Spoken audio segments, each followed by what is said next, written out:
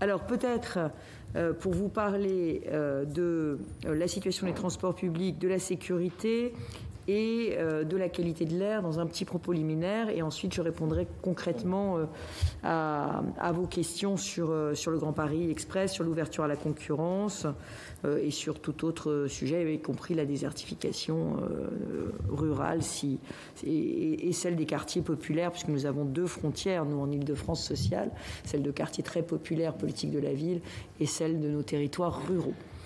Alors, très très heureuse d'être avec vous cet après-midi. Comme vous l'avez bien compris, et votre propos, Monsieur le Président, n'était pas ambigu là-dessus, les transports publics, c'est beaucoup plus que des transports. Et singulièrement dans une métropole, c'est vraiment une question de qualité de vie, de développement économique. C'est aussi une question écologique prioritaire. Alors, la situation des transports publics aujourd'hui est préoccupante.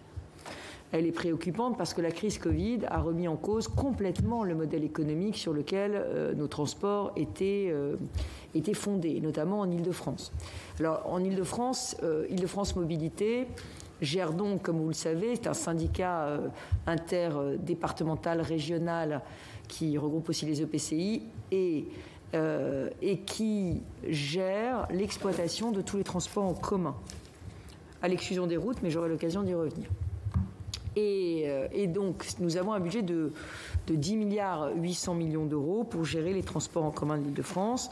Et vous le savez, ces transports en commun ont fait l'objet d'un sous-investissement chronique pendant des décennies que nous nous efforçons, la main dans la main avec l'État, de compenser, nous, avec de la rénovation, de la régénération et de l'offre nouvelle, des nouvelles lignes de bus, de tram, de métro, des prolongements de métro, et l'État avec un très beau projet qui s'appelle le projet du Grand Paris Express, mais aussi avec le contrat de plan État-région qui est aussi évidemment soutenu par le bloc local, que je n'oublie pas, c'est-à-dire les départements et la ville de Paris. Donc, nous avons 10 milliards 800 millions d'euros de budget et ce budget, aujourd'hui, il est en crise. Il est en crise parce que la crise Covid a amené à télétravailler massivement, donc à limiter les déplacements. Et elle a aussi amené une forme de crainte à prendre les transports en commun. Et elle a amené enfin la disparition de 40 millions de touristes en Île-de-France cette année. 80% des touristes ne sont pas venus. Donc vous vous imaginez bien qu'en termes de perte de recettes voyageurs, c'est très important. En termes de perte de recettes aussi, de versement mobilité des entreprises, c'est aussi très important. Donc en 2020, nous avions estimé à près de 2,6 milliards la perte de recettes, c'est-à-dire à peu près 25% de nos recettes et 25% du financement du système. C'était une prévision qui était en ligne avec celle, mutatis mutandis, de toutes les grandes autorités organisatrices de France, mais aussi de toutes les grandes autorités organisatrices du monde, c'est-à-dire autour de 25-30%, nous c'était 25%, donc c'était une estimation qui était relativement cohérente et qui avait été validée par l'État. Donc pour faire face à cette situation, il faut savoir qu'aujourd'hui on est à moins de 50% des voyageurs sur les lignes, moins de 50%. Donc, et que pendant le confinement, on est tombé à 10% en mars dernier. Donc, on a eu vraiment des grosses pertes. Donc, pour faire face à cela, nous avons une discussion assez franche et assez directe avec l'État, et nous avons réussi à tomber d'accord sur un plan de renflouement de 2,6 milliards qui était cofinancé. Il y avait d'abord de la subvention directe sur les pertes de recettes du versement mobilité, donc des cotisations des entreprises. Et puis, de l'autre côté, sur les pertes de recettes voyageurs, Île-de-France Mobilité, qui est une structure qui est globalement très saine, a accepté d'aller dans un dispositif d'avance remboursable avec l'État. Alors pourquoi avance remboursable et pas prêt? L'État voulait des prêts. Pourquoi pas de prêts? C'est parce que nous sommes soumis à une réglementation européenne qui fait que nous ne pouvons pas nous endetter au-delà de 15 ans de délai de remboursement. Si nous le faisons, nous bénéficierions plus des prêts BEI de la Banque européenne d'investissement. Donc nous souhaitons rester en dessous de ces 15 ans, c'est le ratio que nous nous étions fixés, et nous nous sommes fixés aussi cet objectif très ambitieux de renouveler intégralement le matériel roulant d'ici à l'horizon 2032. Vous l'avez dit, les RERB, mais aussi toutes les rames de métro, ferrées ou sur roues, et puis évidemment tous les autres RER, tous les trains seront totalement rénovés, seront totalement neufs en fait, renouvelés d'ici 2032. D'ici fin 2021, c'est déjà 700 rames neuves ou rénovées qui ont été livrées sur le francilien, sur le métro et sur les RER. Donc vous voyez un plan de renouvellement du matériel extrêmement ambitieux que nous voulons maintenir, parce que si on veut faire la transition écologique, et vous parlez de qualité de l'air, c'est vraiment l'enjeu majeur. La qualité de l'air en Île-de-France dépend de notre capacité à développer un réseau de transport en commun qui soit complètement décarboné, qui soit complètement fiable, qui soit complètement vidéoprotégé, confortable, donc qui soit vraiment à l'image qu'on veut donner de la capitale de la France. Et donc on veut maintenir nos investissements, on a des grosses pertes de recettes, l'État a accepté de nous renflouer et de nous donner une avance remboursable d'1,6 milliard qu'on nous commencerons à rembourser très progressivement dès 2023 parce que l'État y tenait, pour bien dire qu'on était dans une logique de remboursement, mais qu'on remboursera vraiment qu'à partir de 2028.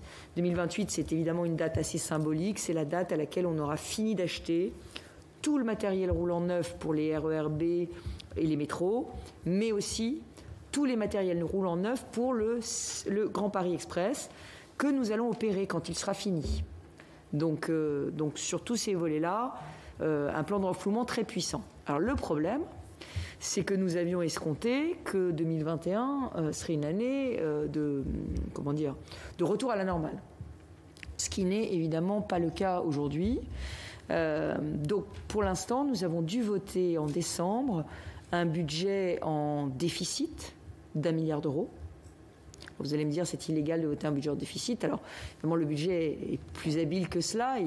C'est un budget qui inscrit un plan de renflouement de l'État d'1 milliard d'euros, puisque nous avons une clause de revoyure avec l'État à l'été pour faire le point sur la situation sanitaire, son impact en 2021 et les suites à donner au plan de renflouement.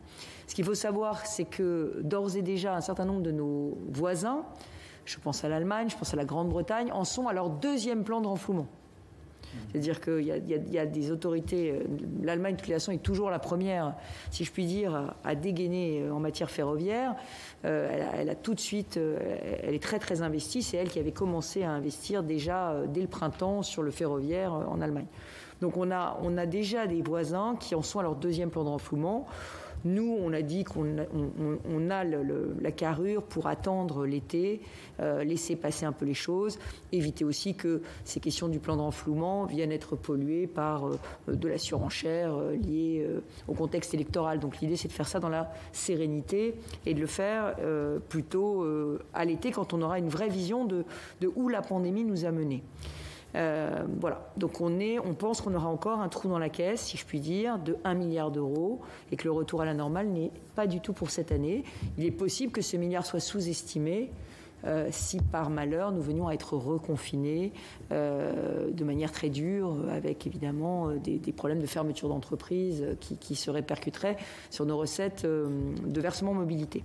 Donc vous voyez, la situation est quand même très instable, mais le cap, en tout cas, est tenu. Ce cap, c'est des investissements massifs, c'est des trains qui fonctionnent au maximum en dehors du couvre-feu, de façon à ce qu'on ait le maximum de distanciation sociale dans les trains. On est à 50% de passagers, donc aujourd'hui, ça fonctionne. Mais en accord avec les usagers, nous avons réduit l'offre de transport à partir de 18h, parce qu'il y a beaucoup moins de monde, et puis parce que ça ne se justifiait pas, qu'il fallait faire des économies sur l'argent du contribuable.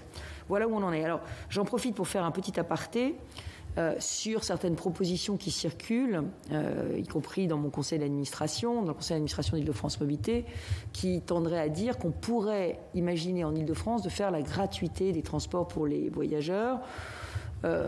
Les recettes voyageurs d'Île-de-France Mobilité, c'est pas loin de 4 milliards d'euros, dont une partie est prise en charge par les entreprises au titre du remboursement employeur, mais ne le serait plus si les titres étaient gratuits, parce que les employeurs ne rembourseraient pas des passes Navigo qui seraient gratuits à leurs salariés. Donc c'est une perte de revenus pour Île-de-France Mobilité de près de 4 milliards d'euros, sachant que nous avons de l'autre côté à peu près 4 milliards d'euros de versement mobilité, donc un versement mobilité qui est déjà très élevé en Île-de-France. Les entreprises s'en plaignent, elles vous en ont peut-être déjà fait part, elles s'en plaignent, elles trouvaient que les impôts de production étaient très élevés en Île-de-France, parce qu'il y avait la CVAE et il y avait le versement mobilité qui atteint 3% de la masse salariale à Paris. Donc 3% de la masse salariale, il faut quand même aussi le dire, c'est 3% de salaire en moins. C'est une charge sur les salaires. 3% de salaire en moins pour les salariés de l'Île-de-France. Donc c'est une vraie cotisation sur les salaires. Donc les entreprises payent déjà beaucoup, et doubler le versement mobilité en Île-de-France, puisque ce serait à peu près ça la jauge, c'est totalement impossible et impensable, surtout dans une période post-Covid où les entreprises sont quand même en très grande difficulté et où l'emploi doit être notre priorité absolue. Donc, problème aujourd'hui, comment financer cette gratuité ? Moi, je ne vois pas de mode de financement crédible à ce stade pour financer une éventuelle gratuité à hauteur de 4 milliards d'euros. Je ne vois pas comment on pourrait créer des taxes, sur qui, sur quoi. Si on le faisait sur les ménages, ça représenterait 500 € d'impôts par an par ménage, mais le problème, c'est qu'on ferait payer les cyclistes, on ferait payer les piétons, on ferait payer les retraités qui ne prennent pas les transports ou très peu, enfin... Et j'ajoute que la gratuité, dans une région très touristique comme la nôtre, c'est un effet d'aubaine pour les touristes. C'est-à-dire qu'au lieu de faire payer quand même une partie du fonctionnement des transports par des visiteurs étrangers, on les ferait payer par les contribuables français, ce qui ne paraît pas totalement opportun. Voilà. Alors, on a un problème de faisabilité, mais on a un deuxième problème sur la gratuité, c'est que ceux qui la prônent soi-disant pour des motifs écologiques. Et là, je tiens à le dire, non seulement la gratuité est illusoire, c'est une illusion. En Île-de-France, elle n'est pas possible. Elle n'est pas possible parce que les montants de recettes à trouver sont trop importants. On n'est pas ici dans un réseau de bus qui coûte 1 million d'euros et qui peut être financé intégralement par les entreprises, comme c'est le cas à Niort, ou comme c'est peut-être le cas à Dunkerque, ou dans d'autres villes. Nous, on est dans un réseau qui coûte 10,8 milliards par an et dont les entreprises payent déjà 4 milliards. Voilà. Alors, l'illusion écologique, c'est quoi ? C'est de dire, si les transports étaient gratuits, les Franciliens lâcheraient leur voiture et prendraient davantage les transports en commun. Et donc, il y aurait moins de pollution de l'air, moins de pollution en Île-de-France. Ça, nous avons fait réaliser une étude indépendante, il y a un peu plus d'un an et demi, quand ce sujet est venu sur la table, porté par les communistes franciliens. Nous avons fait faire une étude indépendante qui a montré que seuls 2% des automobilistes franciliens arrêteraient de prendre leur voiture si les transports en commun étaient gratuits. Et en fait, c'est assez intuitif. C'est assez intuitif parce que aujourd'hui, ceux qui prennent leur voiture ne le font pas pour des raisons financières. Ils ne le font pas parce que le transport est cher. Le pass Navigo en Île-de-France, après le remboursement des employeurs, c'est 37,60 € par mois. 37,60 € par mois, c'est un peu plus d'1 € par jour. Pour un pass Navigo totalement dézonné qui permet de traverser l'Île-de-France et de faire autant de trajets qu'on veut. Donc ce n'est pas une question de prix, c'est une question d'offre. Le problème de ceux qui prennent leur voiture, c'est que soit ils n'ont pas de transport en commun pour leur déplacement, soit les transports en commun sont vétustes, donc pas la qualité, pas assez ponctuels, pas assez sûrs. Donc soit ils ne sont pas contents de la qualité, soit ils n'ont pas l'offre. Donc la réponse pour diminuer la place de la voiture dans les déplacements en Île-de-France, la réponse, c'est plus d'offres, donc plus de lignes, plus de trains, et c'est une meilleure offre, donc beaucoup d'investissements. Donc en réalité, il faut de l'argent pour avoir des transports plus propres et décarboner l'Île-de-France. Et donc se priver de ressources, ce serait une aberration anti-écologique. Alors je tiens à le dire parce que on ne peut pas comparer l'Île-de-France à une ville qui n'a pas de métro, pas de RER. Voilà, c'est totalement incomparable. Et ce sont des comparaisons qui n'ont pas lieu d'être. Voilà. Je suis désolée, je voulais le dire, je voulais l'exprimer parce que vous allez être saisis de ces sujets-là. C'est des sujets qui sont récurrents dans le débat public et je voulais vraiment vous les dire. Et j'ajoute que ce serait très injuste si on faisait financer cette gratuité par des taxes sur des personnes qui ne prennent pas les transports en commun, puisqu'elles financeraient des choses qu'elles n'ont pas à financer. Je pense que le principe de la redevance pour service rendu, de l'utilisateur payeur, c'est le principe le plus juste. Voilà. Et puis la gratuité, je m'en méfie un peu parce que j'ai peur aussi que les gens dégradent si les choses sont totalement gratuites.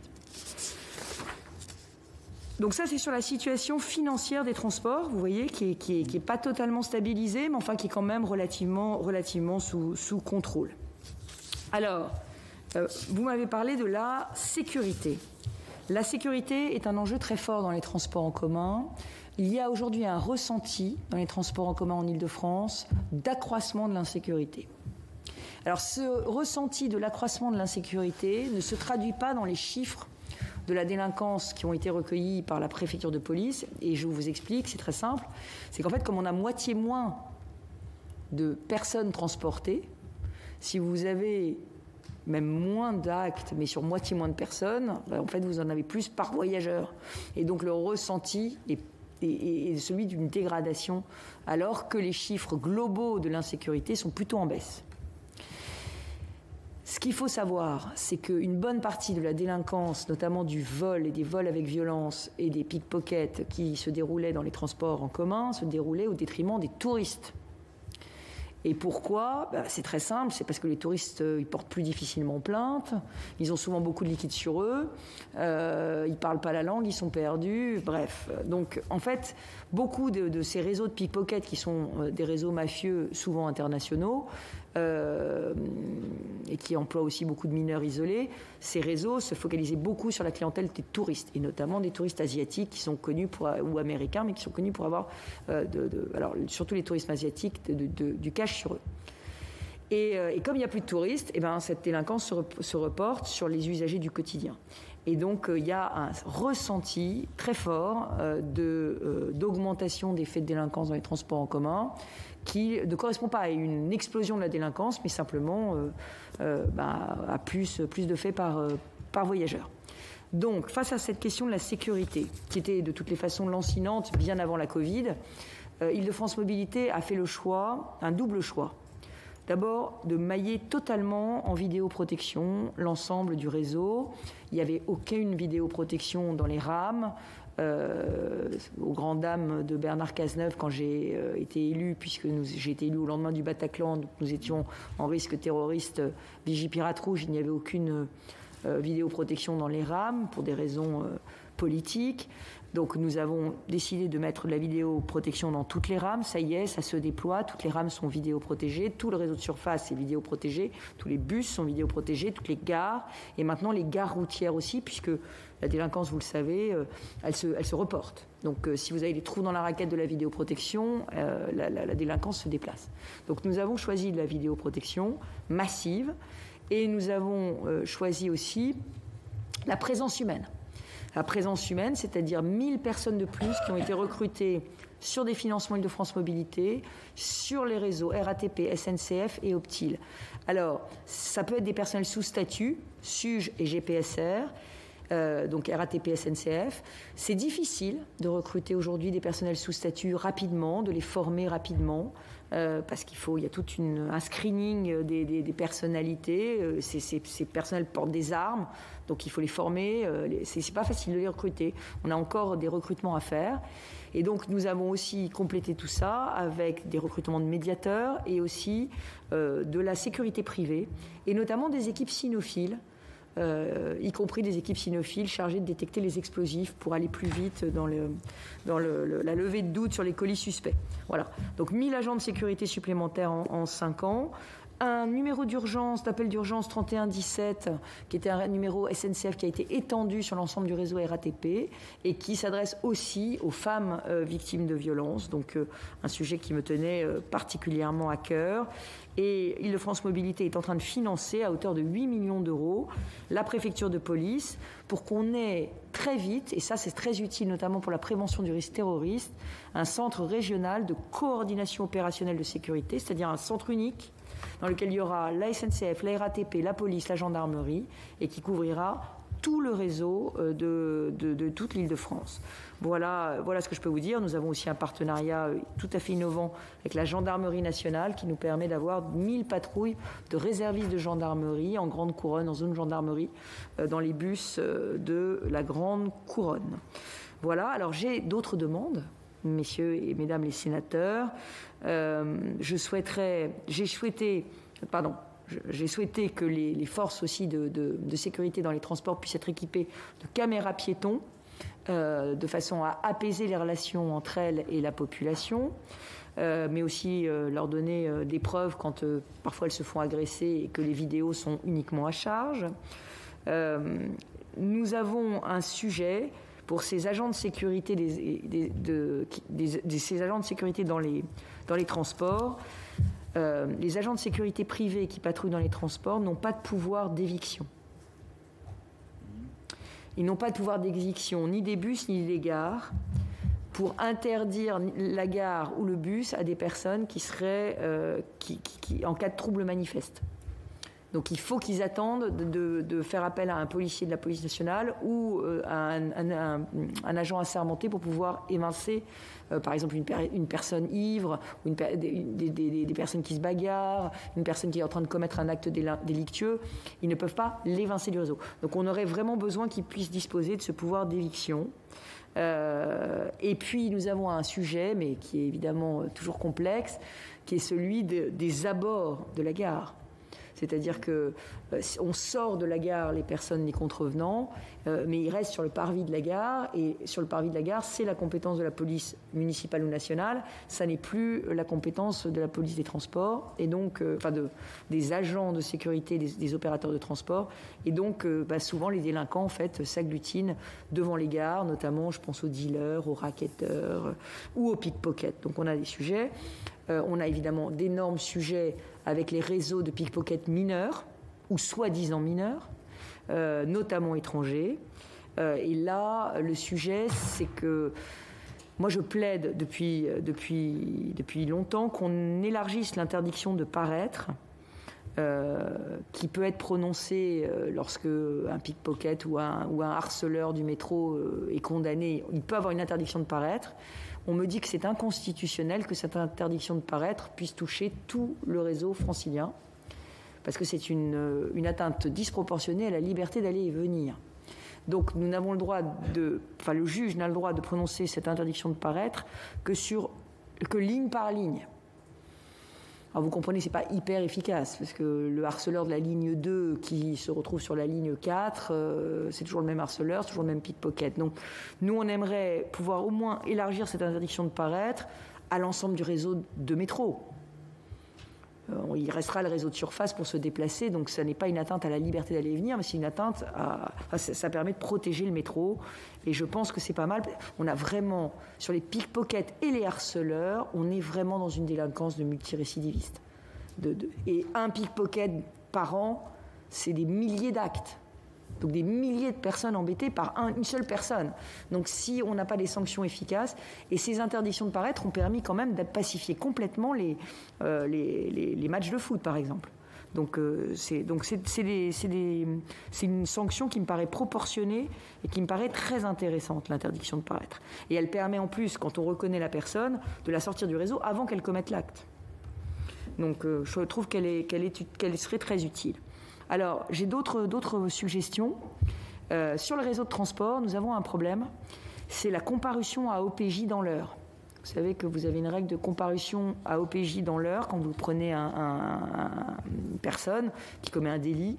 Et ça mobilise énormément de monde, parce que si vous êtes à un bout du réseau, il faut repartir, c'est très difficile. Il faut trouver des voitures, parce qu'il faut parfois sortir la personne si elle est violente du réseau. Enfin, c'est très compliqué. La comparution à OPJ dans l'heure est très compliquée à gérer. Et nous, on était favorables à la comparution à OPJ par smartphone. Parce qu'il peut se produire, c'est la joie des procédures, que quelquefois, on n'arrive pas à faire comparaître, à cause des embouteillages, à cause de tout, une personne qu'on a saisie. Donc la comparution à OPJ par smartphone nous paraîtrait une procédure à développer. Mais pour l'instant, c'est assez compliqué juridiquement. De la même façon, nous pensons que les pré-plaintes pour les femmes victimes de violences devraient être expérimentées. Alors là aussi, de quoi s'agit-il? On a fait l'étude sur les femmes victimes de violences dans les transports. Et l'étude est très intéressante. Elle montre que 80% des cas de harcèlement de femmes dans les transports sont commis en semaine, le soir. C'est-à-dire entre 18h et 20h. Enfin, quand les femmes rentrent du bureau, en semaine. C'est assez logique, hein, c'est le moment de l'affluence, c'est les heures de pointe, etc. Et c'est à peu près toujours à ce moment-là. Et c'est le pire moment pour une femme pour aller porter plainte, puisque c'est le moment où elle est en train d'entrer chez elle, elle a son autre vie qui commence, ses obligations familiales, et donc du coup elle ne porte pas plainte. Et comme vous savez qu'on garde les vidéoprotections que 72 heures, si jamais elle porte plainte, mettons le week-end d'après ou une semaine plus tard, eh ben, il n'y a plus de vidéo. Voilà, donc on a un vrai problème sur les preuves. Et donc je me demandais s'il y a un dispositif de pré-plainte pour les femmes victimes de violences ne pourrait pas être envisagé, pré-plainte par Internet, qui permettrait de suspendre au moins la destruction des vidéos. Voilà. Alors je sais que tout ça est un peu compliqué, mais je descends volontairement dans le détail parce que malheureusement la sécurité, c'est beaucoup le détail. Alors vous m'avez demandé, Monsieur le Président, ce que je pensais de la CNIL et de ses réserves.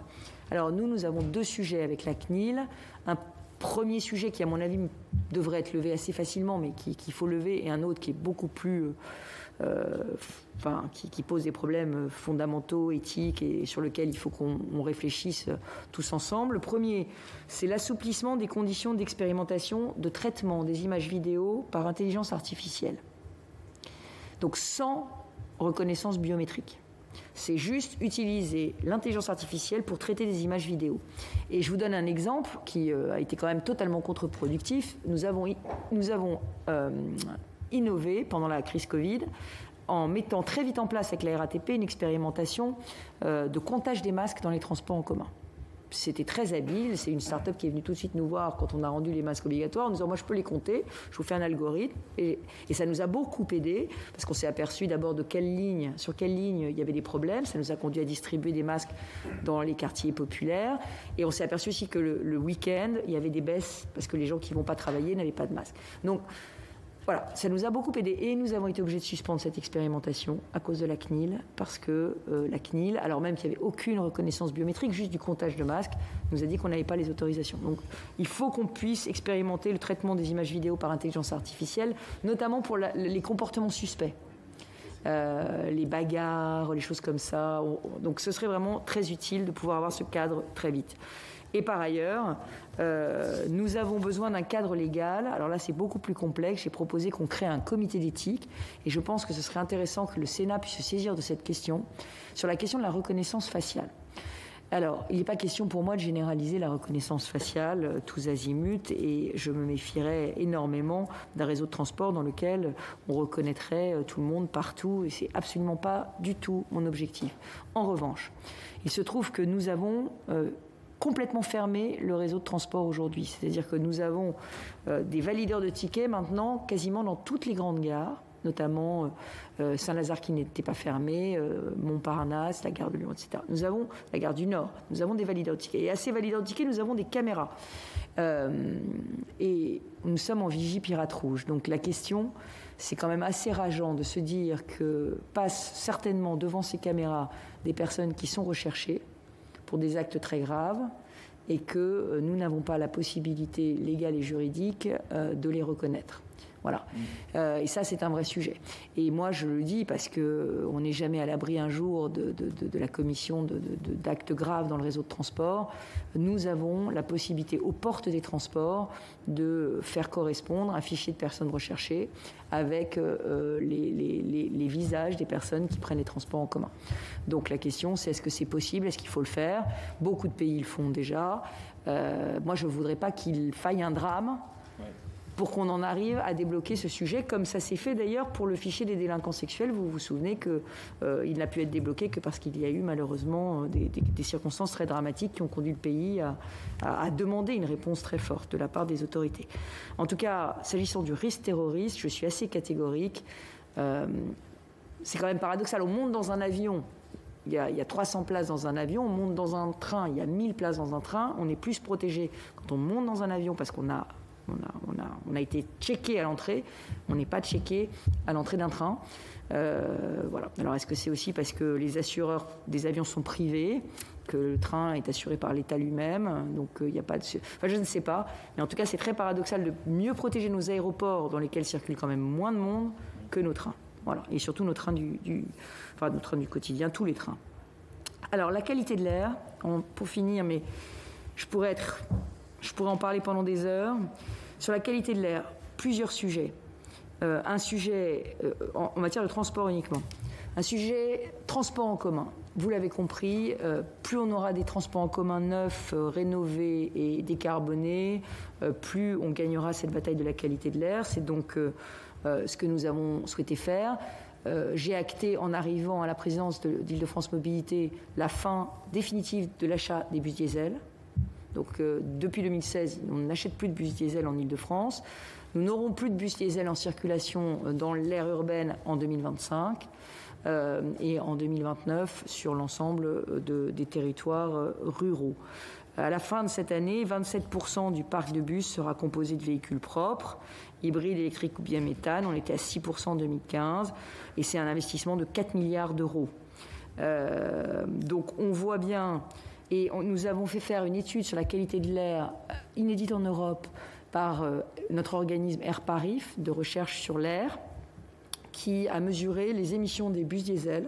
C'était au lendemain du Volkswagen Gate, du Dieselgate de Volkswagen, et nous avons voulu vérifier que les émissions des bus en circulation réelle étaient bien ceux que les constructeurs nous avaient donnés sur le papier, et nous avons eu confirmation qu'il n'y a pas de Dieselgate des bus et que les bus sont bien beaucoup moins polluants, les nouveaux bus sont beaucoup moins polluants, et le renouvellement donc des bus et nos investissements en bus propres ont permis à IDFM de réduire les émissions de sa flotte de bus d'un tiers pour les émissions de dioxyde d'azote et de 5% pour les émissions de CO2. S'agissant du réseau ferré, nous n'avons plus qu'une seule ligne non électrique, c'est la ligne P sur la Seine-et-Marne, et moi j'ai pris l'engagement de l'électrifier.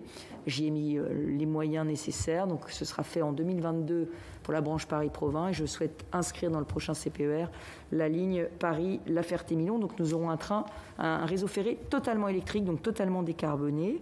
Et sur la pollution de l'air dans le métro, ou dans les gares RER souterraines, qui est maintenant un sujet de préoccupation, notamment sur les émissions de particules fines. Là aussi, le renouvellement des métros va permettre de changer beaucoup de choses, puisque nous allons généraliser les freinages électrostatiques, parce que c'est les systèmes de freinage sur les pneus qui dégagent des particules. Et puis par ailleurs, nous avons investi 200 millions d'euros pour des systèmes d'évacuation de l'air pollué, d'évacuation des particules et de renouvellement de l'air dans les espaces, 150 millions sur les extracteurs. Et nous sommes en train d'innover avec des appels à projets de dépollution de l'air dans le métro, avec des filtrages par ionisation positive qui permettent de capturer 20 à 30% des particules fines dans l'air ambiant de la station, mais aussi du captage à la source. Donc on récupère les particules issues du freinage derrière la roue, avec un dispositif d'aspiration situé derrière les freins. Alors là, je vous ai parlé que des transports en commun, mais bien évidemment, l'un des gros sujets pour la pollution de l'air, c'est la route. Île-de-France Mobilité serait extrêmement heureuse, dans le cadre de la loi 4D, de se voir confier la compétence des routes d'intérêt régional, c'est-à-dire le périphérique, la 86, la 104 et les autoroutes pénétrantes dans Paris après les péages. Au-delà des péages. Pourquoi ? Parce que nous voulons mettre fin à l'autosolisme. Et pour mettre fin à l'autosolisme, c'est-à-dire le fait qu'en Île-de-France, on a en moyenne 1,1 passager par voiture, c'est ce qu'on appelle l'autosolisme, 1,1 passager par voiture. Nous voulons mettre fin à ça. Pour cela, on veut développer le covoiturage et les liaisons de bus grande vitesse avec des parkings relais. Ça marche très bien sur l'A10 dans l'Essonne, c'est en train de se mettre en place sur l'A12 dans les Yvelines, sur la N118 bientôt. Donc ces dispositifs, on laisse la voiture au parking, on prend un car qui vous amène directement au métro, on reprend le car. Aujourd'hui, ça peut vraiment se développer. Ça peut vraiment se développer parce que dans le car, on peut textoter, on peut télétravailler, on peut prendre son ordinateur, ce qui n'était pas le cas avant. Avant, on prenait sa voiture parce que dans sa voiture, on pouvait téléphoner, écouter la radio, on était chez soi. Aujourd'hui, on peut tout écouter avec un casque dans un car. Donc, c'est beaucoup plus confortable aujourd'hui. Et le temps de transport en commun n'est plus vécu comme un temps subi, mais comme un temps choisi. Donc, il y a une vraie demande pour ça. Mais pour ça, il faut qu'on utilise les bandes d'arrêt d'urgence. Aujourd'hui, malheureusement, la congestion de l'Île-de-France est telle que si on fait ça en supprimant des voies, on va vers la thrombose. Et malheureusement, faute d'investissement routier, pour l'instant, la seule solution que l'État nous propose, c'est de supprimer des voies sur des autoroutes pénétrantes dans Paris ou sur le périphérique. Et une étude vient d'être faite par la mairie de Paris sur l'acceptabilité de la suppression d'une voie sur le périphérique. Et nous avons un autre cas de figure sur l'A15 dans le Val d'Oise. Et les populations sont vent debout contre. Parce que, en plus, dans une période comme le Covid, où il y a beaucoup de Franciliens qui ont repris leur voiture parce qu'ils se méfient des transports en commun, très, très compliqué de supprimer des voies. Moi, je préférais qu'on attende la réalisation du Grand Paris Express, transition, du Grand Paris Express, pour pouvoir vraiment s'attaquer à la place de la voiture. Voilà ce que je voulais vous dire. Et par ailleurs, évidemment, il faut que nous aidions puissamment au changement de motorisation des véhicules, donc à l'installation de bornes de recharge électrique, puisque c'est un gros frein à l'acquisition de véhicules électriques, que nous fassions des aides au remplacement de véhicules polluants. Nous lançons aussi, en partenariat d'ailleurs avec l'entreprise Renault, l'idée qu'il va falloir rétrofiter les véhicules thermiques et développer des filières industrielles du rétrofit des véhicules thermiques, c'est-à-dire une Clio de 4 ans avec un moteur thermique, au lieu de changer de voiture, on change juste le moteur et on la rend électrique. Donc on est en train de travailler là-dessus. La région a mis des primes, 2500 € pour le rétrofit des véhicules thermiques, des primes au remplacement des véhicules polluants, des artisans, des commerçants, et la carte grise gratuite évidemment pour les acheteurs de véhicules propres. Il y a aussi la question de l'écosystème vélo, mais je vous laisserai me poser des questions là-dessus puisque nous sommes extraordinairement engagés dans ce que nous appelons le RER vélo, c'est-à-dire un réseau de 700 km de voies cyclables qui permettrait de rentrer dans Paris à vélo le long des départementales, des nationales et en traversée de ville, et que nous avons des aides de 500 € à l'achat de vélos électriques et que nous avons créé 7000 places de parking vélo sécurisés pour ces vélos. Merci Madame la Présidente pour ces réponses. On a bien compris qu'en matière de sécurité, il allait falloir qu'en tant que parlementaire, on réfléchisse à trouver quelques solutions effectivement pour remédier à ce genre de situations qui peuvent paraître des fois étonnantes. De ne pas pouvoir interpeller quelqu'un, c'est quand même assez surprenant. Merci pour vos réponses. Donc je vais donner la parole à Monsieur Rémy Pointreau. Oui, merci, Monsieur le Président. Madame la Présidente, avec ma collègue Nicole Bonnefoy, nous sommes chargés d'une mission d'information sur les transports de marchandises face aux enjeux et impératifs environnementaux. La Convention citoyenne pour le climat a formulé un ensemble de propositions sur ce sujet, et parmi lesquelles figure l'idée de mettre en place une contribution des véhicules de transport de marchandises qui roulent sur les routes françaises. Le projet de loi qui a été présenté, je crois, ce matin en Conseil des ministres prévoit d'ouvrir la possibilité aux régions d'instituer une telle contribution. Je souhaiterais savoir quel regard vous portez sur cette mesure. Est-ce que vous ne craignez pas qu'il y ait un effet de distorsion ou de compétition entre les régions? Et que répondez-vous également aux fédérations de transporteurs routiers, puisque vous savez que leurs marges sont très, très faibles et ils ont une concurrence féroce? Et puis ma deuxième question porte sur la logistique urbaine, et plus particulièrement sur la problématique du fameux dernier kilomètre. Alors que les livraisons aux particuliers se sont multipliées ces dernières années, et plus encore sous l'effet des confinements, grâce, entre guillemets, à Amazon notamment, comment, d'après vous, endiguer la multiplication des véhicules utilitaires légers en zone urbaine, ou du moins répondre aux défis qui sont posés par la logistique urbaine? Merci, Madame la Présidente, de pouvoir répondre à ces questions qui permettront d'enrichir notre rapport. Grouper encore deux questions, Monsieur Jacquin et puis après Monsieur Louis-Jean Nicolaï.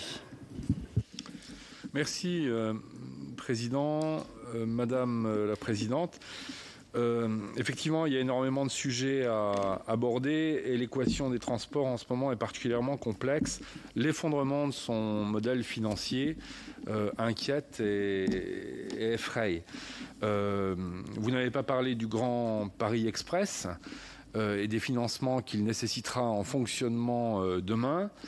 Vous n'avez pas évoqué la situation actuelle d'endettement d'Île-de-France Mobilité, dont l'encours de dette augmente, indépendamment du Covid. Il y a véritablement une impasse financière. Et tout est relatif. Vous êtes sur une région qui a un PIB de près de 650 milliards d'euros. Je dis tout est relatif. Je ne crois pas que l'argent soit facile, mais j'ai eu un échange avec Philippe Duron qui, missionné par Djebari, travaille à une réflexion sur le financement des systèmes de transport.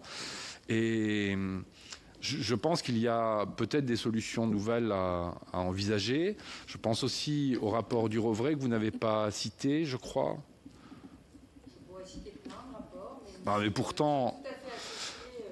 Oui, je crois, oui. Et il y a des idées aussi assez intéressantes. Alors, mes questions. Justement, dans ce rapport proche de vous, on n'évoque pas le péage urbain, qui est une solution dans bien des pays pour répondre aux problématiques de congestion. Péage ne veut pas dire forcément payer, ça peut être des incitations. Le péage positif qu'on avait vu pendant la LOM à Lille. Mais ça nous permet d'évoquer les questions de tarification incitative. C'est ma première question. N'y a-t-il pas aussi une piste à réfléchir au contour de Île-de-France Mobilité? Qu'est-ce qu'on gagne à avoir ce syndicat isolé de la région Île-de-France? Dans quelle mesure le fait de ramener Île-de-France Mobilité dans le périmètre de la région ne serait pas une solution? Ma question, je pense, elle est compréhensible. D'accord. Okay. Voilà. Si vous pouvez dire un mot sur le Grand Paris Express, comment vous je ne pose pas plus de questions parce que le Charles de Gaulle Express aussi c'en est une, mais le Grand Paris Express et la possibilité qui n'a pas la possibilité qu'on a de prélever une taxe sur les plus-values immobilières privées, pas seulement les parkings et les bureaux, me semble, c'est une position que je défends ici depuis plusieurs années. Voilà. Vous avez raison. Merci. Monsieur Louis-Jean Nicolaï, puis après Philippe Tabarot. Bien, mon cher... Madame la Présidente, oui, mon cher collègue a déjà posé la question sur le Grand Paris Express, donc je ne vais pas rajouter. Moi, vous l'avez abordé, Madame la Présidente, à la fin, c'est le RER vert.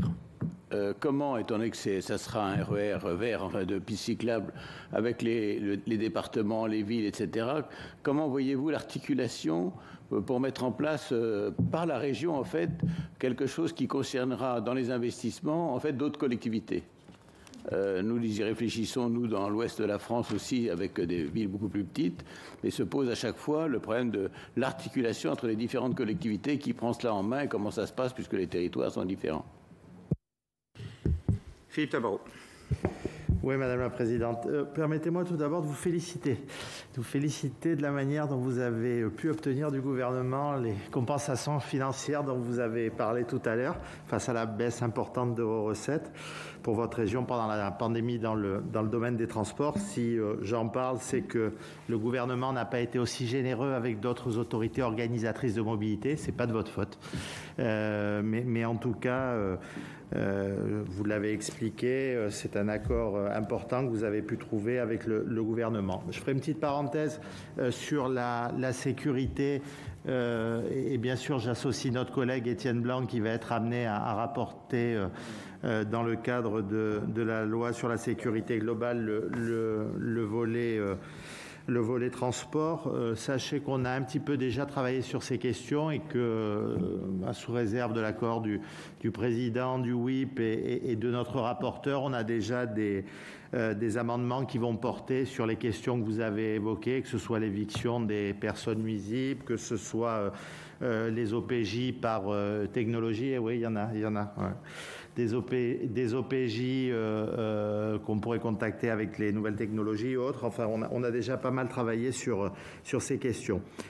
Moi, j'ai une question, mais là, elle a été évoquée également par Rémi et par mon collègue Jacquin concernant les rapports qui vous ont été rendus et notamment votre position sur ce qu'on n'appelle plus l'écotaxe.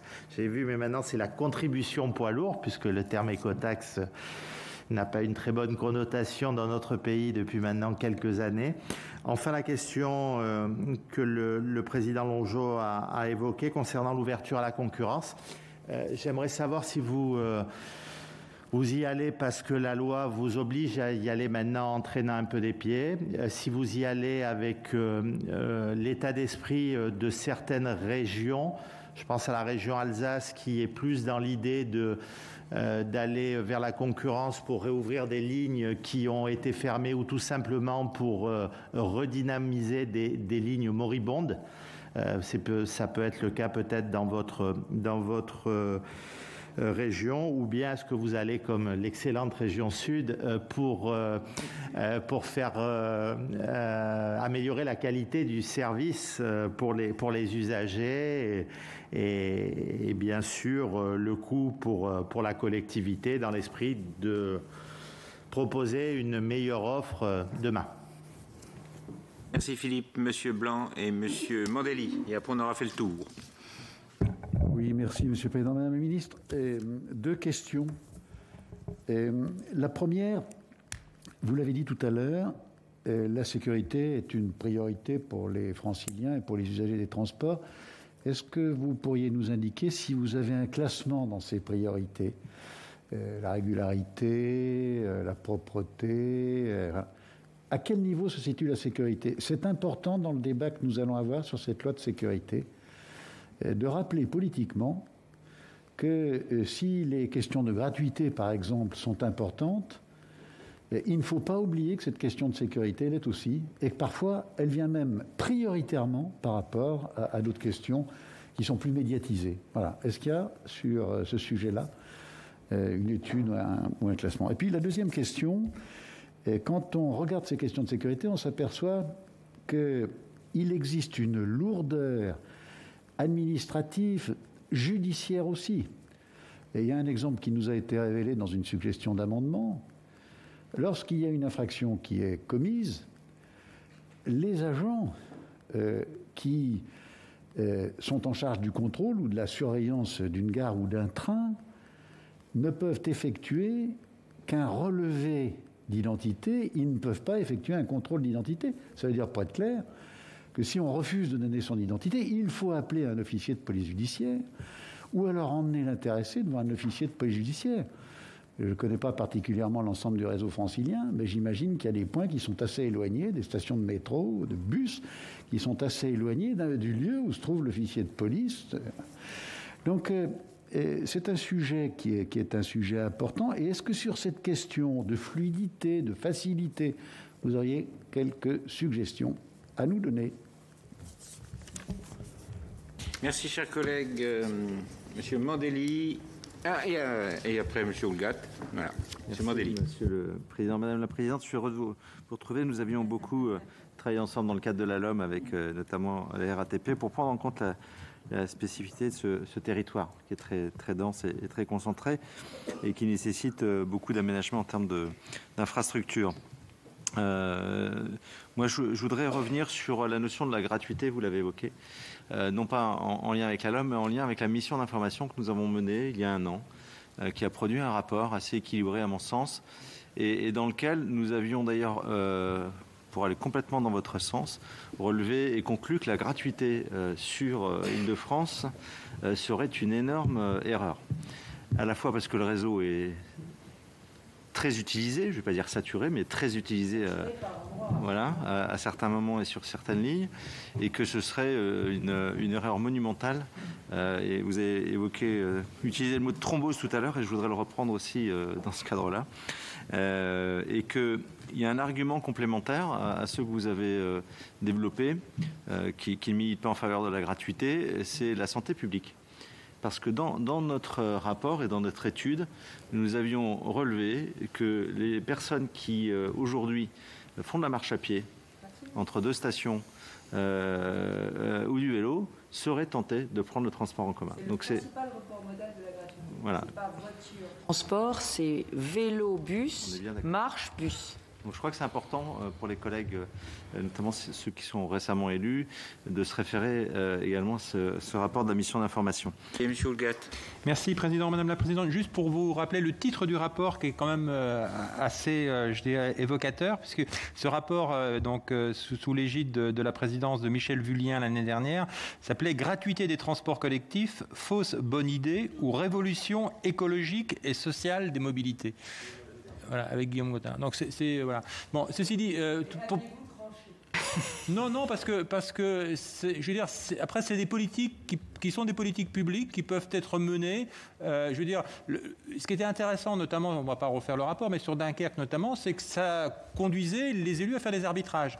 C'est-à-dire qu'on met les financements dans les transports, mais quand on met les financements dans les transports, on ne peut pas les mettre ailleurs, notamment sur des infrastructures sportives, sur tout un tas de choses. Donc c'est vraiment des choix et des priorités politiques. Mais ce que disait Didier Mandelli par rapport à la région Île-de-France était mis en exergue dans le rapport sur le fait que sur un réseau qui est déjà pratiquement saturé, ça peut poser d'autres problèmes. Et ensuite sur le report modal par rapport aux ceux qui sont au niveau des mobilités douces. Simplement pour vous rappeler la question du président Longeau concernant donc l'attitude d'Alstom, donc savoir un peu comment les choses vont se dérouler maintenant et quel est le retard qui est généré et puis quelles sont les alternatives pour la région Île-de-France. Merci Madame la Présidente. Merci beaucoup. Alors oui, pour clore sur la gratuité, si je devais résumer en 2 mots, je dirais la gratuité c'est envisageable quand le réseau il est neuf et il est vide. Quand il est vétuste et saturé, c'est le cas de l'Île-de-France, c'est totalement contre-productif, voilà, parce que la vétusté s'aggrave et la saturation s'aggrave. Donc en fait, ça n'est pas efficace. Alors, je vais reprendre toutes les questions en essayant de ne pas en oublier. Tous ceux d'entre vous qui avaient parlé du RERB, Monsieur Houllegatte, mais Monsieur le Président, vous l'aviez évoqué dès le début. Alors, que se passe-t-il sur le RERB ?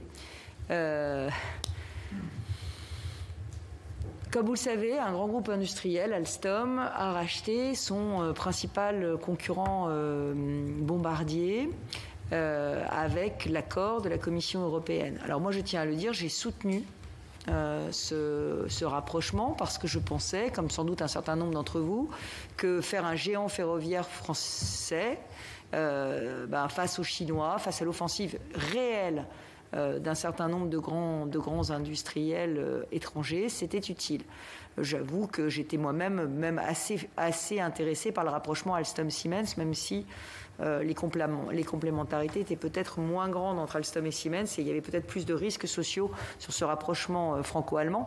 Mais en tout cas, l'idée d'avoir un champion européen du ferroviaire me parlait, mais évidemment, la première chose que j'ai faite quand j'en ai entendu parler, c'est de contacter le président d'Alstom pour lui demander si ça remettrait en cause un appel d'offres très important pour l'Île-de-France, qui est l'appel d'offres du renouvellement du RERB, 2,5 milliards d'euros de contrat, une ligne absolument stratégique, puisque c'est celle qui amène à Roissy aujourd'hui, la seule qui amène à Roissy, et qui amène aussi au plateau de Saclay.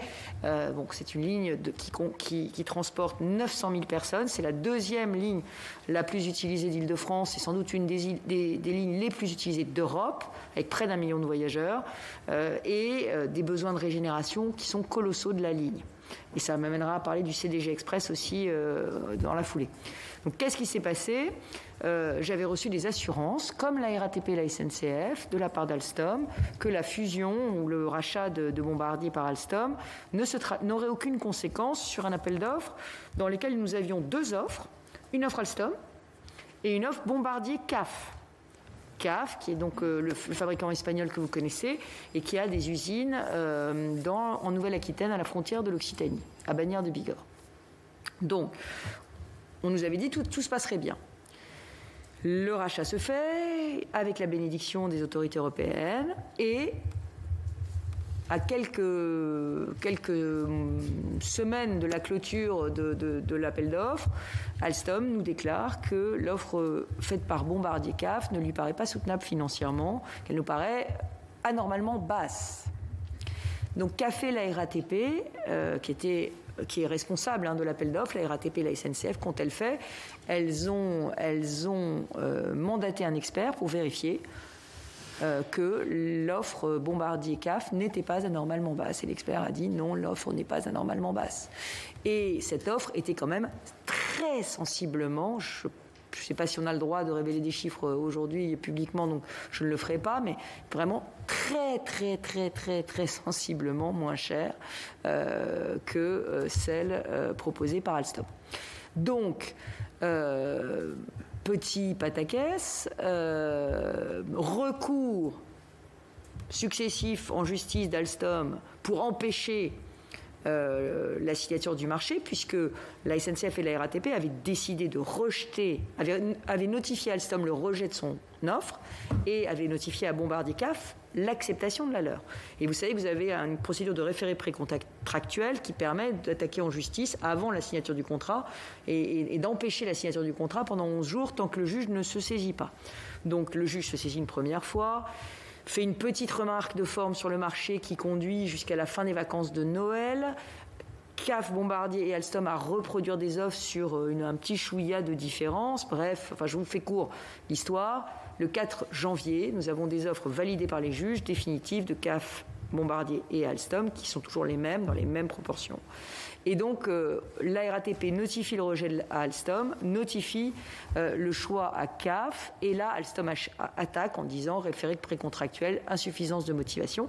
Bref, il gagne du temps jusqu'au moment où, le 29 janvier, Alstom devient propriétaire de Bombardier. Et ce jour-là, ils annoncent le retrait de l'offre de Bombardier auprès de la RATP et de la SNCF. Alors, j'avoue que nous avons été un petit peu saisis par cette méthode. D'abord parce que Bombardier ne pouvait pas retirer l'offre, puisque c'était une offre d'un consortium Bombardier-CAF.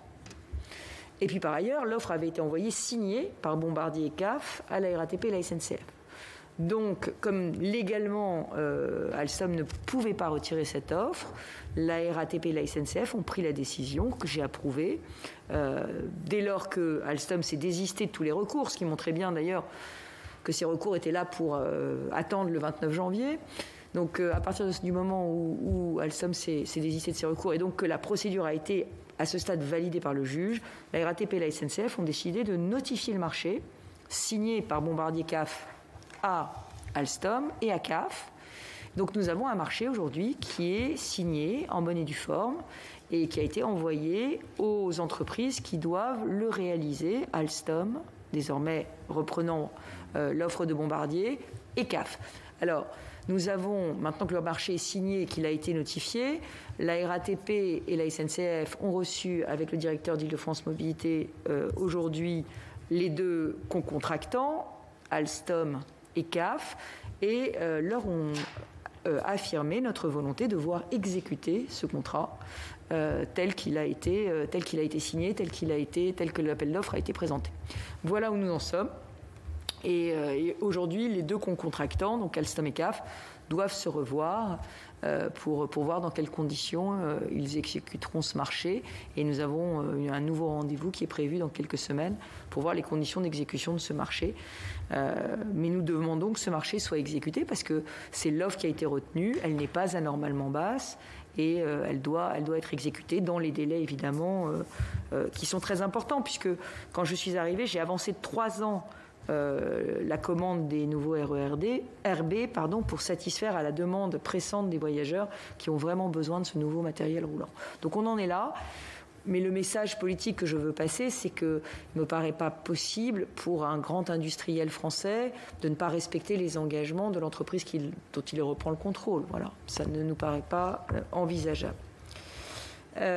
Sur l'autorisation environnementale du RERB et de CDG Express. Vous le savez, CDG Express, donc, est la ligne directe qui va de Paris à Roissy. C'est une ligne qui n'est pas financée par la région, aucun euro d'argent de la région dans ce financement. C'est un financement donc ADP SNCF. Et nous avons obtenu, dans le cadre de la concertation pour la réalisation de cette ligne du CDG Express, 2 choses. D'abord, de détendre le calendrier de réalisation du CDG Express, parce que l'État voulait absolument le réaliser avant les JO. Franchement, faire passer le CDG Express avant les lignes du quotidien, ça n'est pas possible. Donc on a dit, CDG Express n'est pas pour nous une prioritaire. La priorité, c'est le RERB, c'est le RERD. Donc il faut détendre le calendrier pour que SNCF Réseau puisse d'abord faire la régénération du faisceau nord. Donc on a obtenu une détente du calendrier, premièrement. Et on a obtenu 500 millions d'euros de travaux de fiabilisation du faisceau nord qui sont financés par ADP et SNCF dans le cadre de CDG Express. 500 millions de travaux. Et là où arrive la décision du tribunal administratif de Montreuil qui annule l'autorisation environnementale de CDG Express en considérant que ce n'est pas un projet d'intérêt majeur. Pardon de dire que là, je ne sais pas si CDG Express n'est pas un projet d'intérêt majeur. Je ne sais pas ce qu'est un projet d'intérêt majeur, mais bon, je ne critiquerai pas la décision du TA. Nous sommes en appel. Enfin, l'État est en appel là-dessus. Mais le sujet, c'est pas seulement CDG Express qui est d'intérêt majeur. Ce qui est alors là d'intérêt capital, c'est les 500 millions d'euros de travaux de régénération du faisceau nord qui sont dans la même autorisation environnementale et qui ont été, du coup, qui sont aujourd'hui bloqués parce que cette autorisation environnementale a été annulée. Donc, ceux qui ont porté le recours pour bloquer le CDG Express ont aussi, c'est un effet boomerang, ils sont pris la porte, ils ont bloqué aussi les 500 millions de travaux de régénération du RERB, du RERD, de la ligne K qu'ils appelaient de leur vœu.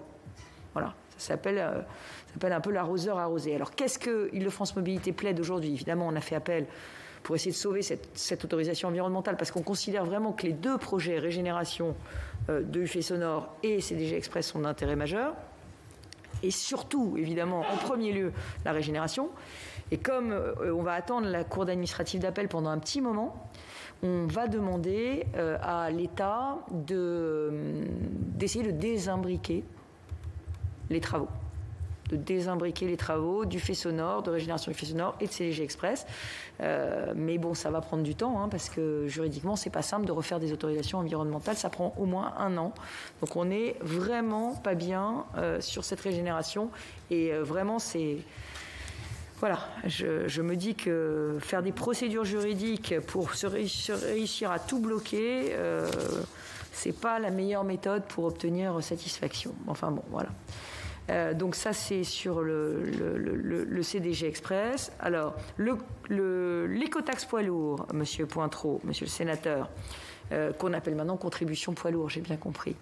Moi, j'y ai toujours été favorable parce que, vous vous en souvenez peut-être, quand j'étais ministre du Budget, avec Jean-Louis Borloo, nous avions signé ensemble un contrat qui s'appelait EcoMove et qui instaurait une contribution, une écotaxe sur toute la France. Bon, on connaît l'histoire, la Bretagne s'est rebellée et l'écotaxe... Alors, pourquoi j'y suis favorable ? Moi, je suis favorable philosophiquement à l'idée que le bilan carbone soit compté dans le prix des produits. Et je pense que si on veut retrouver notre compétitivité et avoir à nouveau de la relocalisation de production, et notamment de produits industriels, il faut que le bilan carbone des produits qui arrivent dans nos assiettes, sur nos tables ou que nous consommons soit pris en compte dans le prix. Et donc ça passe par une fiscalité écologique. Et donc moi je suis favorable sur le fond philosophiquement à cette fiscalité écologique. Alors j'en vois néanmoins les difficultés et les effets pervers, vous l'avez dit. Moi ce que j'avais défendu dans mon programme en 2014, c'était que cette écotaxe ne touche que les poids lourds en transit.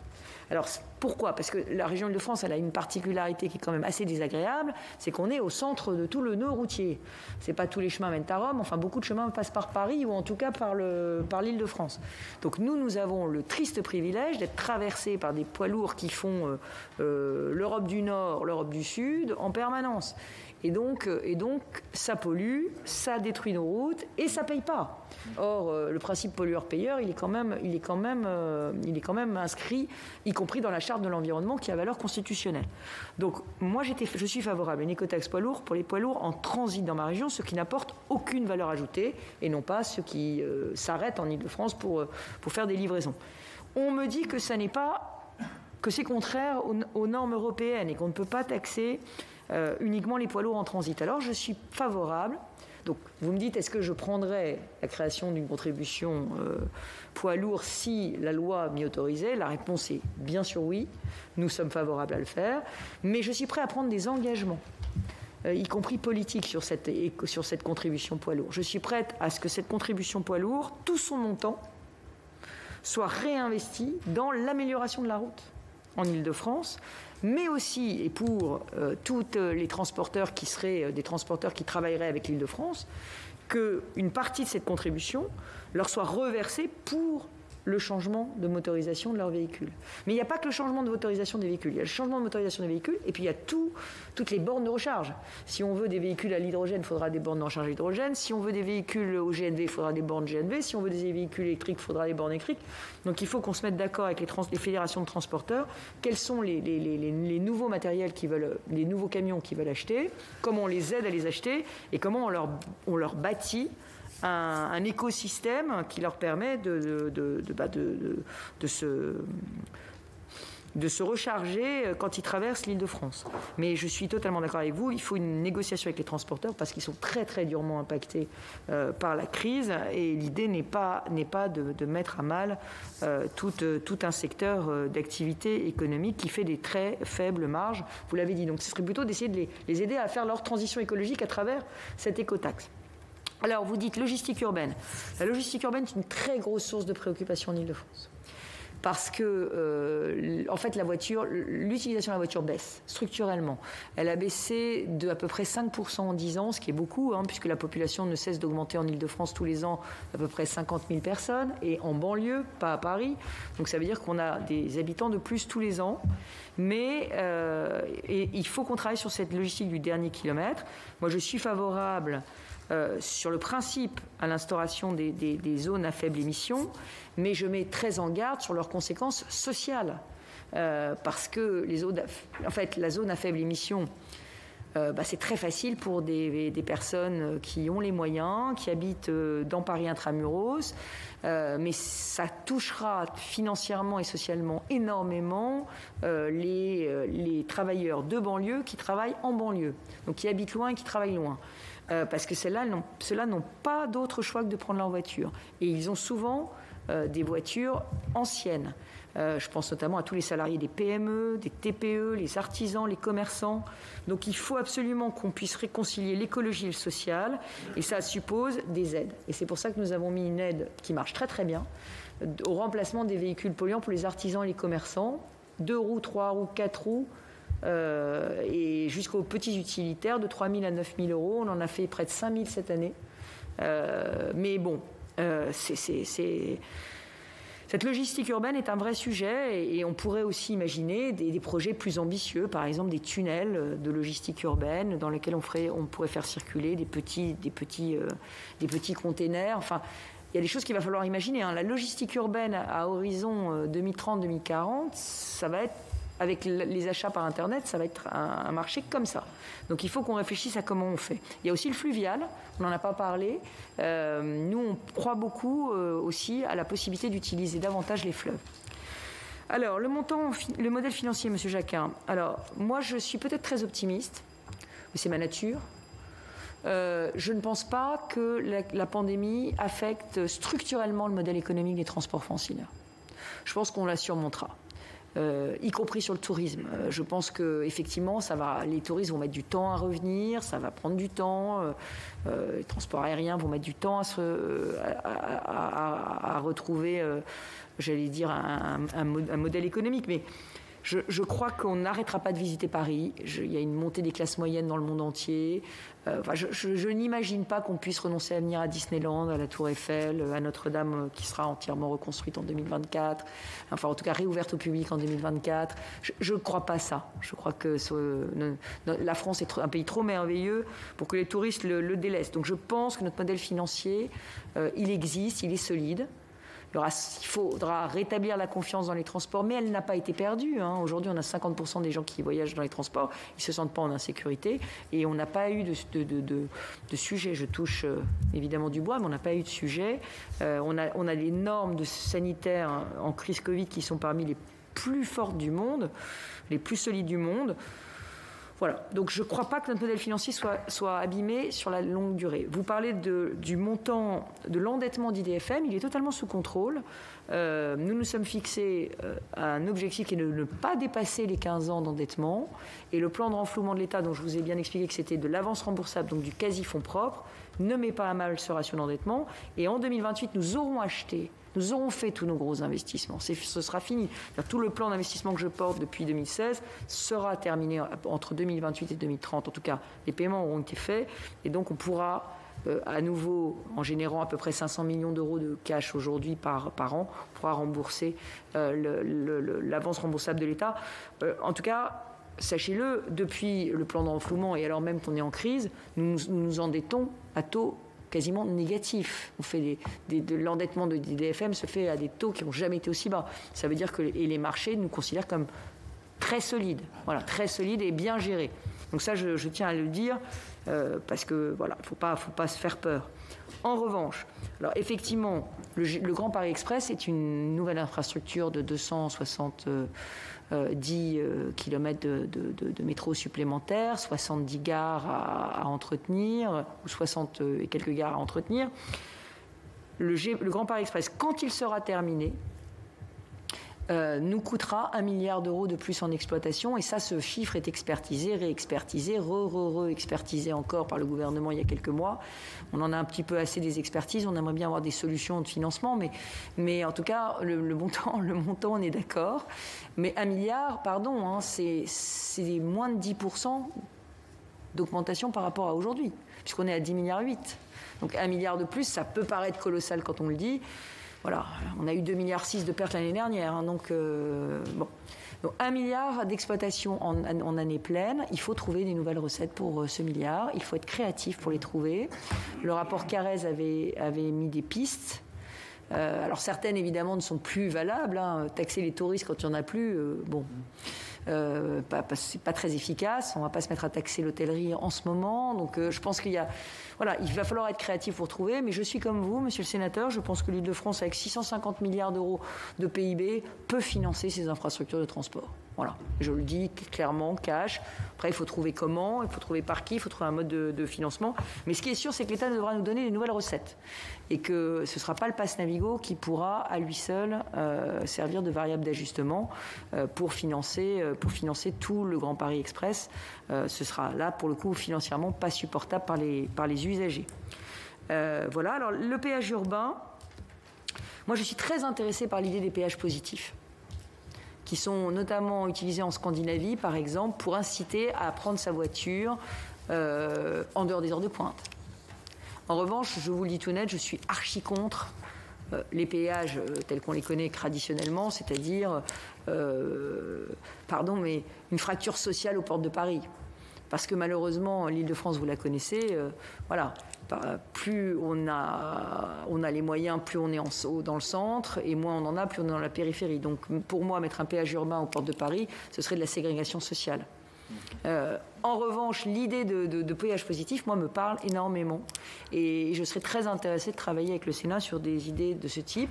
Ça marche dans les pays scandinaves. Hein. Ils donnent, je crois, 2 € par trajet quand on prend la voiture en dehors des heures de pointe. Bon, évidemment, ça coûte de l'argent.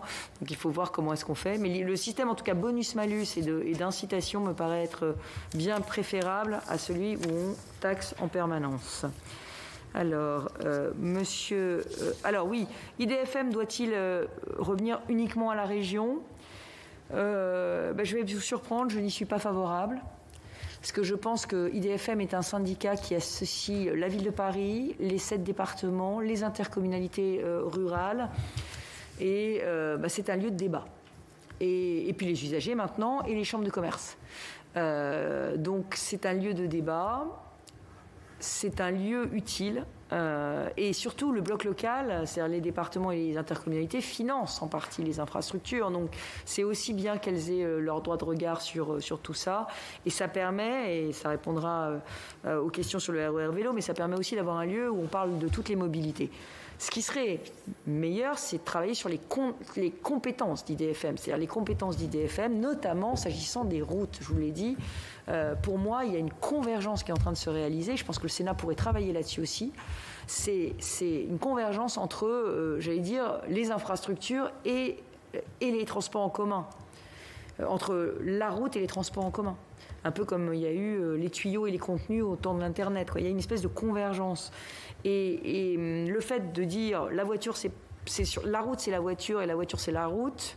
Et d'ailleurs, la route, du coup, c'est polluant parce que la voiture est polluante. Enfin, tout ça, à mon avis, c'est un modèle has-been. C'est le transport d'avant.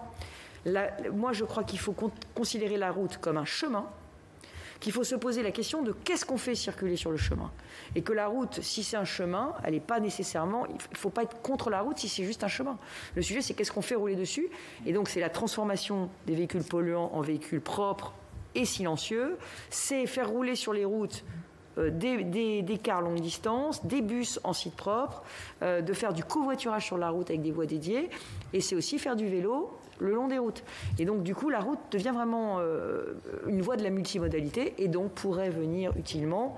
Je ne parle pas des voies départementales qui sont très bien gérées par les départements ou les nationales gérées par les départements, mais je pense vraiment à ces voies d'intérêt régional fortes. Je vous le redis, périphérique A86, A104 et les grandes pénétrantes dans Paris, la 13, la 10, la 6, la 4, la 15, etc. La 1, la 3. Voilà. Et donc, moi, je préfère qu'IDFM reste ce lieu de concertation avec tout le monde. Le Grand Paris Express, donc j'y suis favorable. C'est un financement dédié. Maintenant, il est évident qu'il faut mener de front le Grand Paris Express et la rénovation des transports du quotidien et qu'on ne peut pas sacrifier la rénovation des transports du quotidien qui sont notre ultra priorité.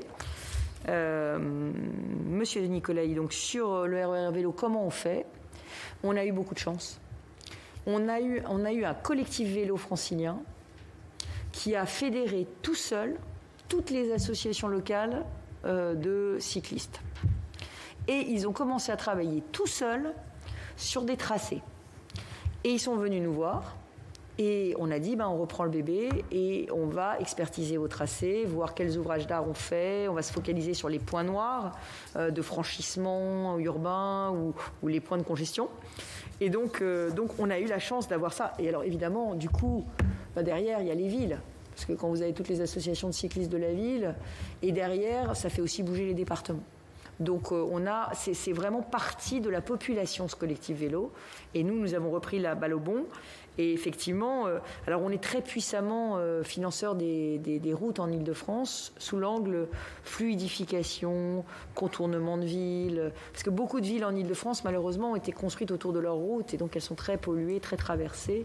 Donc la région essaie de soulager ça et investit. Mais à ce stade, on a vraiment plutôt une très bonne collaboration des départements. Voilà. Sur l'ouverture à la concurrence, Monsieur Tabarot. Alors, Pour tout vous dire, nous, on nous a plutôt vraiment freinés. Le législateur nous a plutôt vraiment freinés. Puisque vous savez que pour nos RER RATP, c'est 2039. Hein. Donc, nous, on était prêts à aller plus vite, je ne vous le cache pas. Et pourquoi ? Non pas pour des lignes moribondes, parce que nous on ne sait pas ce que c'est une ligne moribonde, chez nous ça n'existe pas. On a même renforcé, on a fait 1000 bus de plus en 5 ans, donc même les lignes de bus chez nous ne sont pas moribondes. Donc nous on est à fond, dès qu'on crée quelque chose, ça marche. On a beaucoup de demandes de transport en commun. En revanche, il faut qu'on améliore la qualité de service, c'est clair, et au meilleur coût, c'est aussi clair. Donc, qu'est-ce qu'on a fait déjà en ouverture à la concurrence ? Les transports scolaires.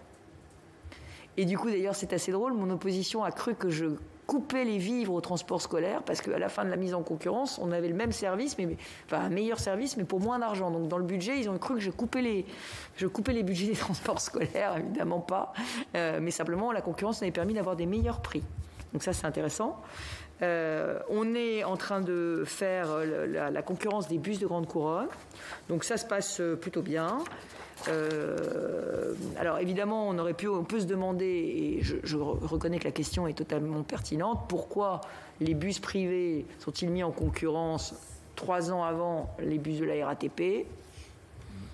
Ça, c'est les mystères des lois françaises. Mais bon, nous respectons la loi.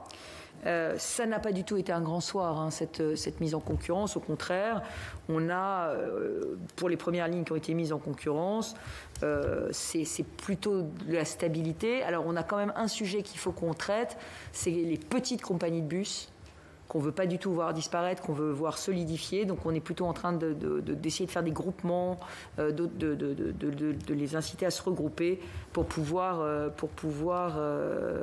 qu'elles puissent rester opérateurs des réseaux. Voilà. On en a profité pour revoir les périmètres des lignes parce que les villes avaient changé. Et de 120 contrats, on est passé à 40. Et on a suivi les recommandations de l'autorité de la concurrence qui nous demandait d'étaler le calendrier pour que tout le monde puisse se positionner.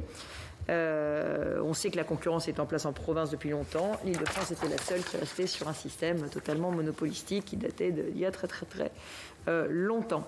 On a repris les dépôts de bus pour supprimer tout avantage qui tenait à la détention exclusive des dépôts par tel opérateur pour pouvoir avoir les choses. Voilà. Alors, nous avons la mise en concurrence de la RATP qui arrive. Sujet absolument majeur. On a un cadre législatif qui est bon, avec la reprise de 100% du personnel. Donc ça c'est rassurant, je trouve, pour les salariés. Et les candidats doivent préciser leurs intentions et leurs démarches en matière sociale au sein de la future société. Et les engagements sociaux des candidats sont un des 3 critères d'analyse des offres. Donc vraiment, je pense qu'on a mis en place un cadre social qui est très protecteur. Néanmoins, nous avons eu l'occasion de nous exprimer un petit peu sur le projet de décret post-LOM, enfin d'application de la LOM, qui, ayant été négocié quasiment ligne à ligne et cheveu à cheveu, finissait par mettre un maximum de barrières sur le temps de travail et finissait par dissuader les opérateurs alternatifs en les obligeant à s'aligner sur les conditions de travail de la RATP. Donc la loi à l'homme dit qu'il faut travailler 35 heures. C'est vrai que voilà, le statut particulier de la RATP, je crois que c'est plutôt 31 heures par semaine.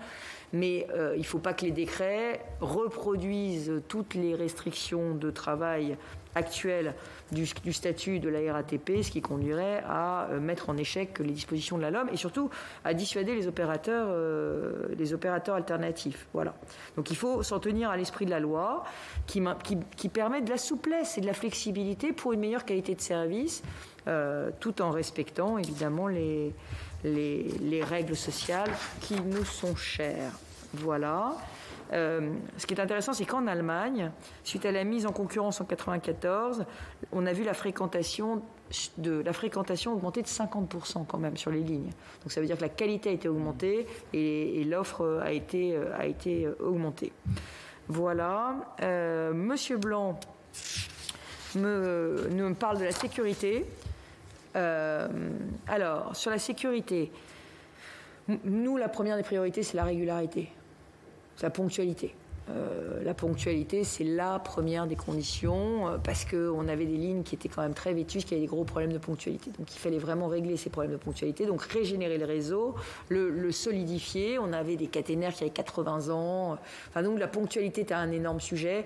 Et quand on transporte 1 million de passagers par jour, c'est très compliqué. Et le RER A, par exemple, petit à petit, il y avait eu tellement de gens dedans qu'en fait, on n'arrivait plus à fermer les portes. Donc on perdait des minutes à chaque... Donc on a mis des RER à 2 étages. Enfin bon. Donc la ponctualité, la régularité de la ligne, c'est quand même le facteur clé, bien avant la sécurité. La régularité, la propreté, le confort sont aussi des facteurs importants, parce qu'on a quand même des personnes qui font des très longs trajets, très longs. Donc on a vraiment besoin aussi d'avoir des trains accueillants, propres. Ça c'est quand même très important, et pas trop saturés aussi. Donc on fait beaucoup de trains à 2 étages maintenant pour désaturer. Donc le matériel roulant est très important aussi. Donc régénération, matériel roulant, c'est nos 2 priorités. La sécurité est très importante, mais c'est une priorité. Moi je la mettrais en 3. Après la régularité et après le confort. Pourquoi je la mettrai en 3 ? D'abord parce qu'il y a des lignes qui sont très sûres. Très très sûres. Puis si vous voulez, quand vous transportez des millions de passagers, le problème de la question de la sécurité elle-même, enfin, en tout cas les personnes ne se sentent pas en insécurité aux heures de pointe, par exemple. Alors, la sécurité se pose pour moi sur 3 aspects. D'abord, il y a des territoires qui ne sont pas très sûrs, en Ile-de-France, dans lesquels on se sent moins en sécurité que d'autres. Il ne faut pas le nier. Surtout le soir, la nuit ou aux heures creuses. Donc, il y a des sentiments d'insécurité qui sont d'ailleurs pas dénués de fondement, mais sur certaines parties du réseau. Dans le nord-est de Paris, par exemple, il y a des craqueurs, des addicts au crack. Ça crée un sentiment d'insécurité sur cette partie du réseau. On y met des patrouilles de police, etc. Donc, on a des lieux dans lesquels les lignes ne sont pas sûres. Mais c'est des endroits ponctuels, mais on les connaît, ou des lignes, des bouts de lignes, on les connaît. Donc ça, cela, il faut qu'on travaille particulièrement dessus. Ensuite, le deuxième sujet, c'est vraiment ces pickpockets et ces vols, quoi. Parce que ça, c'est... Et on voit de plus en plus dans ces vols l'usage de la violence. Et ça, c'est un phénomène un peu nouveau. Avant, les pickpockets, c'était des pickpockets. Maintenant, on a souvent des pickpockets qui, de plus en plus jeunes, alors parfois aussi sous fond de consommation de drogue, sont plus violents. Et ça nous préoccupe. On s'intéresse, enfin, vraiment, ce phénomène des vols avec violence est un phénomène. Et le troisième phénomène qui nous préoccupe, c'est le harcèlement des femmes. Parce que quand les réseaux sont congestionnés, c'est là qu'on a le plus de harceleurs, de frotteurs, de pointeurs, enfin je ne sais pas comment on les appelle. Et ça, cette question du harcèlement des femmes dans les transports a été longtemps un sujet qui a été mis sous le tapis, complètement sous-estimé, passé sous silence. Et donc moi, j'ai décidé de lever l'omerta sur cette question du harcèlement des femmes dans les transports et de leur offrir une protection dédiée avec le 31-17 notamment. Et avec des grandes campagnes d'information, porter plainte, etc. Alors sur la question des contrôles d'identité, je partage totalement votre avis. C'est un immense sujet, la question du contrôle des identités dans les transports, mais sur tous les plans. Lutte contre la fraude, les gens disent ce qu'ils veulent. S'ils n'ont pas de papier d'identité, et effectivement, tous les vrais délinquants d'habitude, ils n'ont pas de papier. Ils sont donc enfin, de toute façon, ils ont 12 000 moyens pour mettre à mal les contrôles dont ils font l'objet. Et donc, moi, j'ai été regarder un petit peu ce qu'avait fait le maire de New York, M. Giuliani, pour ramener la sécurité dans les transports à New York dans les années 2000. Il avait fait quelque chose, c'est pour ça que je vous parlais de l'éviction du réseau. Il avait fait un partenariat avec la police, où quand on trouvait des délinquants dans le réseau, y compris des fraudeurs, on les sortait du réseau et on les mettait directement dans un commissariat mobile, c'est-à-dire dans une camionnette, et on les gardait 3 heures. Parce que le délinquant des transports, il faut, si je puis dire, vous me pardonnerez cette expression triviale, l'emmerder plus qu'il n'emmerde la société. Et donc, si on le détient 3 heures, on le prive déjà de 3 ou 4 heures de chiffre d'affaires. On lui fait rater son travail si c'est un harceleur ou un fraudeur, etc. Donc, je pense qu'il faut qu'on mette en place ce genre de systèmes qui sont des systèmes qui permettent d'avoir des sanctions dissuasives, même quand il s'agit de petits actes, pour essayer de dissuader. Mais c'est un vrai sujet. Et les contrôles d'identité, je partage, il faudrait qu'on puisse contrôler les identités, mais ça ne suffira pas.